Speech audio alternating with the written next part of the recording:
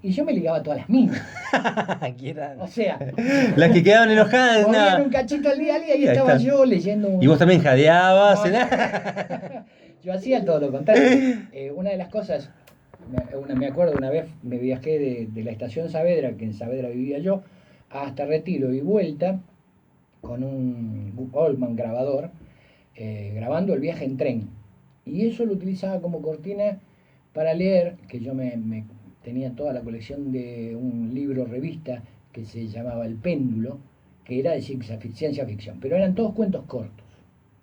Entonces yo hacía tiempo de, digamos, 5 a 7 minutos de lectura de un cuento, ponía un tema, seguía con el cuento, ponía otro tema y lo terminaba en 4 bloques, digamos, el cuento completo. Entonces te imaginas, en la trasnoche, un sonido de tren, hablando más o menos así. No te voy a decir que soy muy seductor, pero... O sea... Volaban las chabomas, las ñocorpes, y decía... Hola, ¿qué tal? Pero sucedió que también, aparte de eso, siempre había temas, y estábamos en una época agitada, como para que yo dijera lo que me pareciera, lo que se me daba la gana. Entonces ahí empecé a agarrar literatura, por ejemplo, El derecho a la inteligencia de un venezolano llamado Luis Alberto Machado, de hace muchísimos años, por ejemplo, Las fuerzas morales de José Ingenieros, y empezaba a leer tramos que a mí me parecían buenos y a opinar y a confrontar con la realidad de eso. Y empezaron a llamar gentes nocturnas.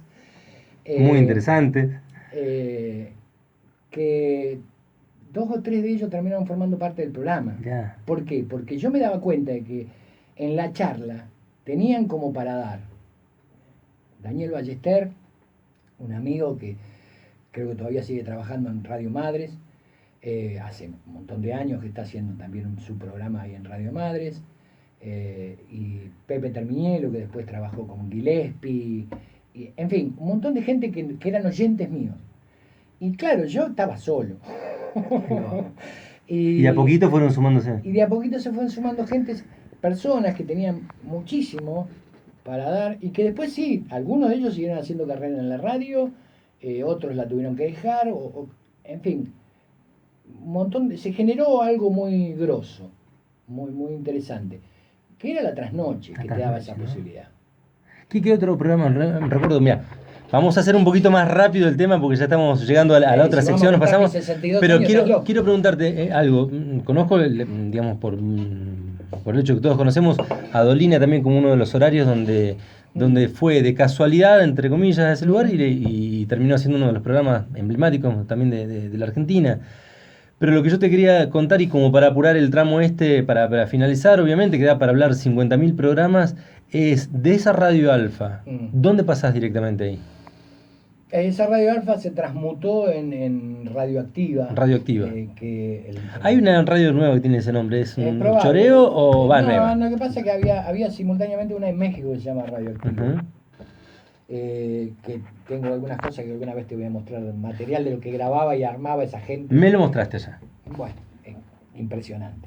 El dueño de esa Alfa no le cerraba, entonces la puso medio como en venta, vendió el 60 o el 70% de la radio, y el que compró la radio era un empresario que tenía un hijo que le dijo, che, convendría tener un medio de comunicación, y lo dejó a como administrador y gerente, y además socio minoritario.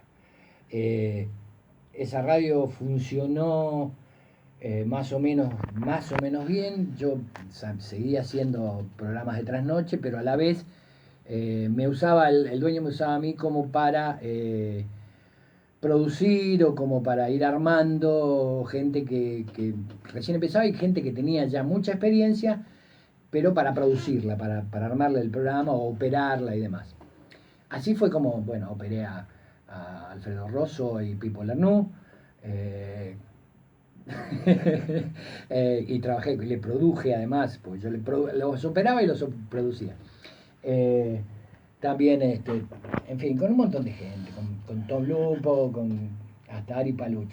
Mira, lo tuviste. Sí. ¿Qué fue sacar? No, bueno, para laburar.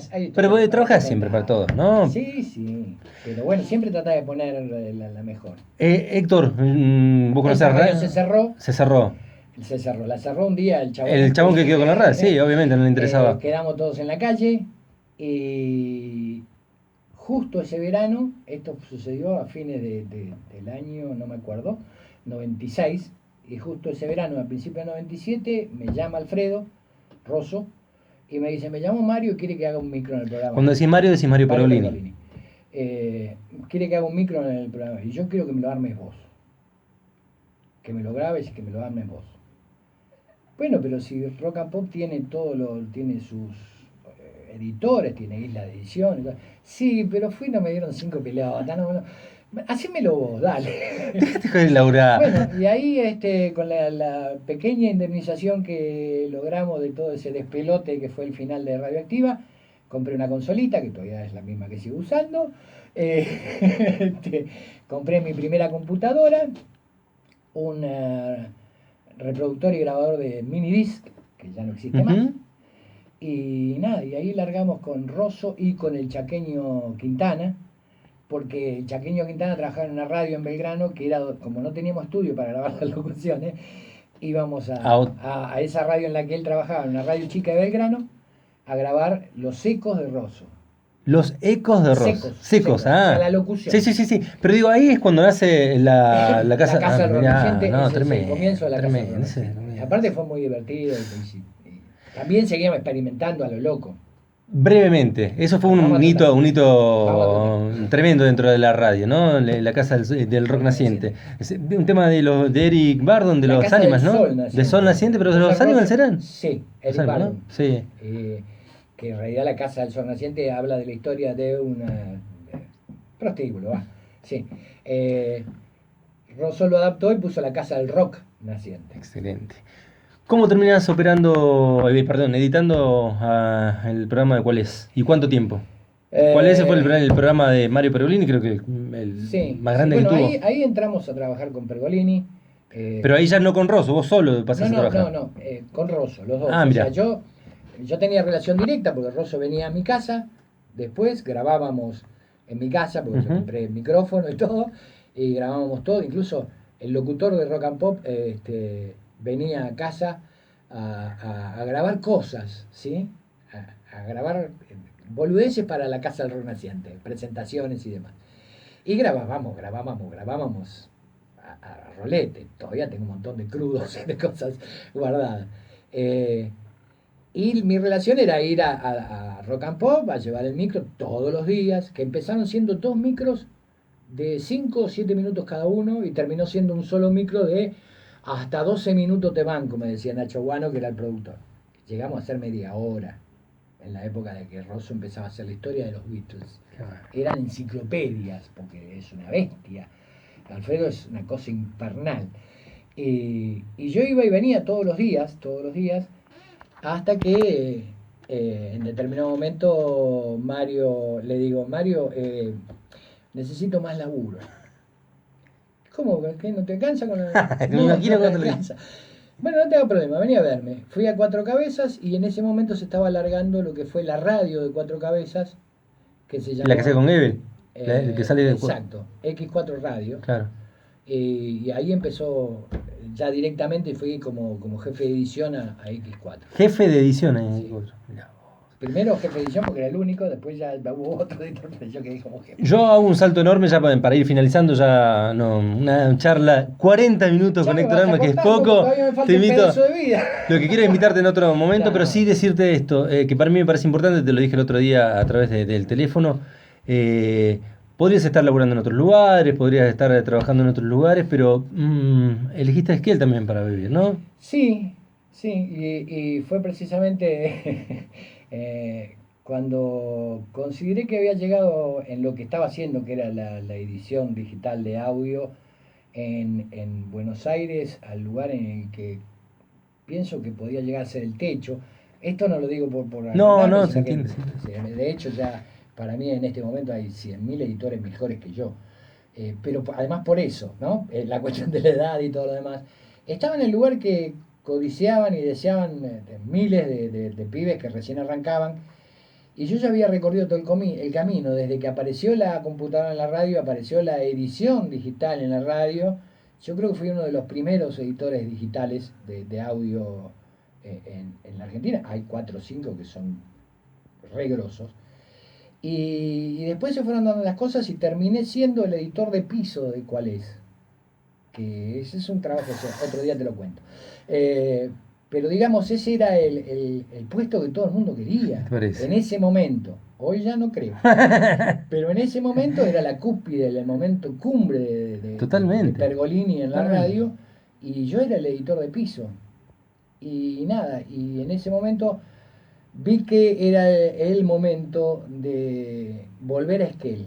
¿Por qué? Porque siempre quise volver a Esquel. Es decir, cuando me fui de Esquel, vine a Esquel de mochilero, creo que el año 74, en el tren, al Jacobasi, la Trochita, el tren de los mochileros.